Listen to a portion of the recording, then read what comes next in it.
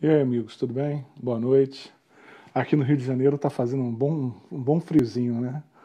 Bom para quem está dentro de casa, né? Mas infelizmente não é muito bom para os milhares e milhares de trabalhadores que estão nas ruas pelo Brasil afora ou que moram em habitações precárias em razão da falta de política estatal para moradia no Brasil.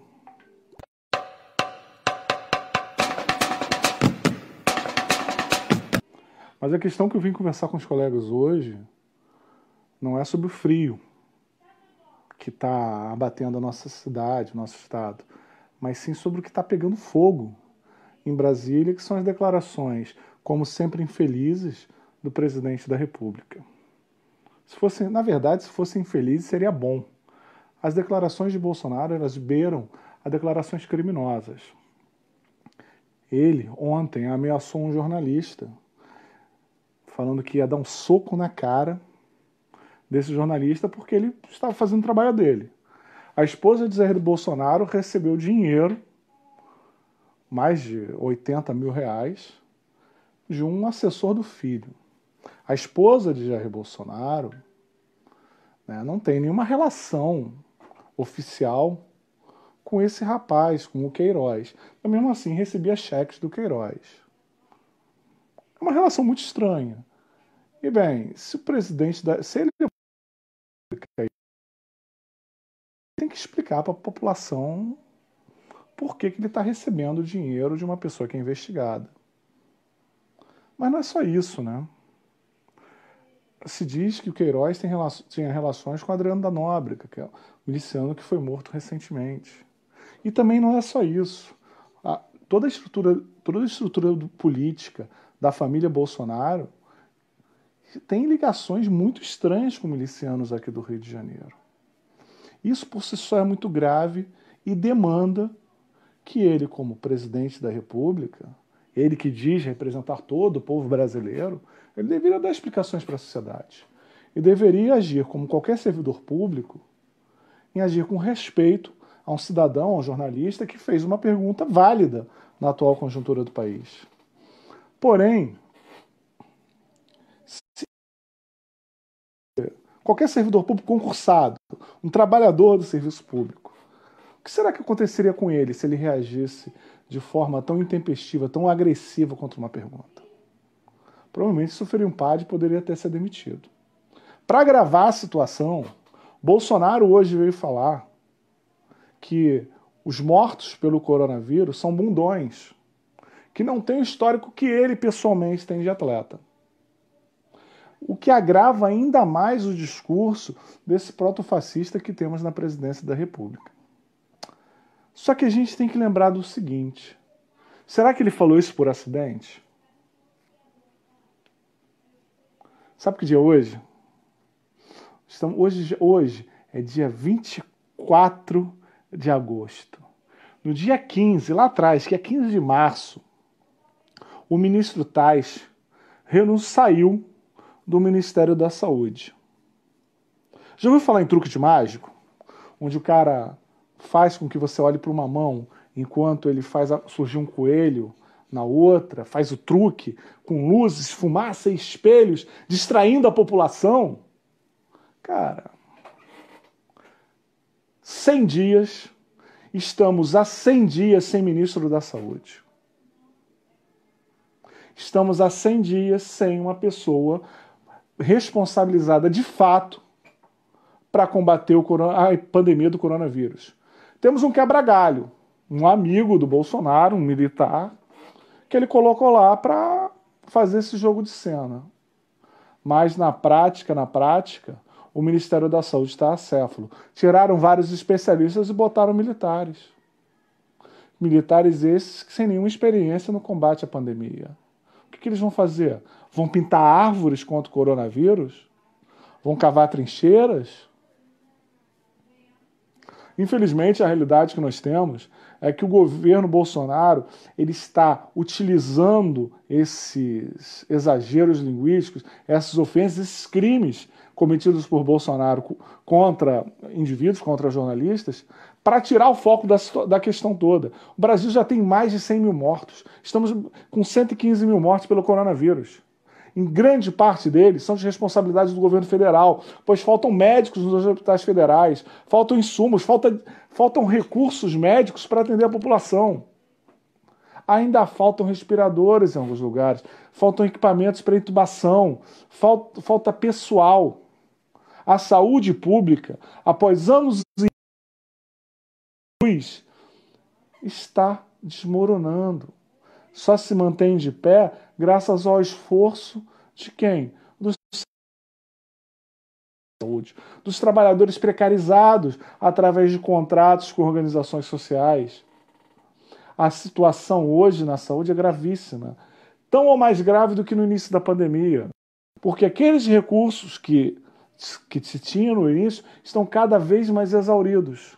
E Bolsonaro chama as vítimas da pandemia de bundões para esconder a verdade da sua própria incompetência, do seu próprio desrespeito à vida humana. Ele que prioriza mais as jogadas políticas histriônicas, o discurso de exageros, e não a vida do povo.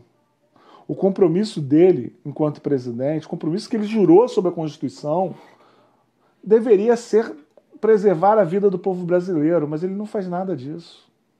A única vida que ele se importa é com a dele, com a dos filhos deles. A única família que de fato ele protege é a família dele. E por isso, quando questionado sobre os esquemas dos filhos, ele se enfurece.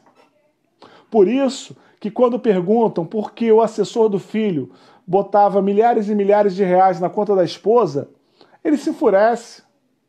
Mas ele não se indigna em nada com o sofrimento do povo. Ele não se revolta, ele não se irrita com os milhares e milhares de mortos pela pandemia do coronavírus.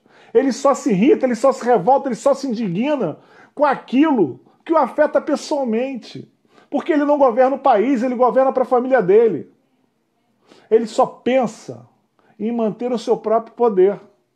Ele que acenou para os liberais no início do governo, dizendo que ia privatizar tudo, para conseguir apoio dos banqueiros. E tem o apoio dos banqueiros, tem o apoio do Paulo Guedes, que é preposto do sistema financeiro. Ele acena com ofensas contra a população, ou contra setores da população, contra a imprensa, contra minorias, contra índios, contra LGBTs. Para quê? Para esconder a realidade. Para esconder a realidade que tem gente morrendo de fome no Brasil. Para esconder a realidade que esse auxílio emergencial que está sendo dado para a população e que está salvando algumas vidas, ele só foi dado porque a esquerda, porque a sociedade pressionou. Porque se fosse ele, era só R$200. Porque se fosse ele, nós estaríamos enterrando nossos mortos na pandemia do coronavírus em covas rasas. Porque se fosse ele, não teria isolamento social. Se fosse ele, se for por ele, não teremos mais serviço público, não teremos mais saúde pública. Porque Bolsonaro, ele fala muita coisa, mas ele fala em grande parte para desviar a atenção do povo. As manchetes hoje na grande imprensa não são sobre os 100 dias sem ministro da Saúde. São sobre as ofensas a um jornalista. E eles, obviamente, estão com razão em se revoltar contra isso. É mais um exemplo de que o Bolsonaro é um fascista. Porém, isso escamoteia a realidade, isso desvia a realidade da questão que é extremamente grave. E aqui no Rio de Janeiro, na cidade onde eu moro, está cada vez mais assustadora. Aqui no Rio, o governo Marcelo Crivella, ele está seguindo as orientações, o discurso de Jair Bolsonaro contra a pandemia. Eles estão flexibilizando, estão liberando. E o que está acontecendo? O número de mortos subiu pelo terceiro dia. O número de as palavras do Bolsonaro são bundões, de vidas que foram perdidas, aumentou em 45%. 45% mais de mortes. em razão do discurso de Jair Bolsonaro, seguido por Marcelo Crivella, em razão de restaurantes cheios. A responsabilidade de um governante, ela não se limita a atos de gestão. Um governante ele tem o dever de dar o exemplo para a sociedade. E na hora que o presidente da República diminui, reduz e ridiculariza os riscos da pandemia do coronavírus, ele está agindo como um crápula, como alguém que estimula o suicídio dos outros. Porque Bolsonaro tem todo o apoio médico que ele possa precisar, pago pelo governo brasileiro. Enquanto a maioria da população está submetida a um sistema único de saúde que é deteriorado pelas políticas neoliberais que Bolsonaro e seus aliados defendem. Pelas políticas, e aqui na cidade do Rio de Janeiro, de Marcelo Crivella, a saúde pública na mão de organizações sociais, que desmontaram a saúde pública, que enfraqueceram os mecanismos de atendimento à população. E mais do que isso, e que colocam em risco a vida dos milhares de trabalhadores da saúde, sejam eles médicos, sejam eles recepcionistas, sejam eles seguranças, todo aquele conjunto de trabalhadores em relações precárias de trabalho que fazem funcionar os nossos postos, as nossas estruturas de atendimento de saúde. Mas Bolsonaro insiste em falar que a pandemia é um exagero, que o coronavírus não é só uma gripezinha, que ele é um atleta, enquanto a população brasileira sofre com a doença. Enquanto nós, cidadãos cariocas, vamos aumentar o número de mortes. Mas, companheiros, temos que ter clareza numa coisa. O isolamento, a máscara, de fato, ele tem um pouquinho de razão. Ela não significa cura. Mas é um mecanismo, uma forma de reduzir o risco da população. E nós, trabalhadores, temos que pensar na nossa saúde, sim. Não temos que pensar no lucro do nosso patrão. Isso é secundário. Porque se a gente morrer, se você que está me ouvindo morrer, teu patrão vai dar de ombros e falar: vou ter que contratar outro. E com a reforma da Previdência feita por Jair Bolsonaro, apoiada pelo Centrão, apoiada pelo seu Rodrigo Maia, a viúva não vai ter direito a quase nada. Ou o viúvo. Não podemos nos iludir quanto a esse jogo de espelhos e fumaça do governo Bolsonaro. Eles falam, eles esperneiam, eles xingam, eles ofendem, eles desqualificam a discussão no Brasil para esconder a verdade de que Bolsonaro não tem preocupação com a saúde pública, que seus aliados, aqui no Rio de Janeiro, claramente o Marcelo Crivella, não está nem aí para a saúde do povo. O que eles querem é utilizar a máquina pública para reproduzir e manter o seu próprio poder.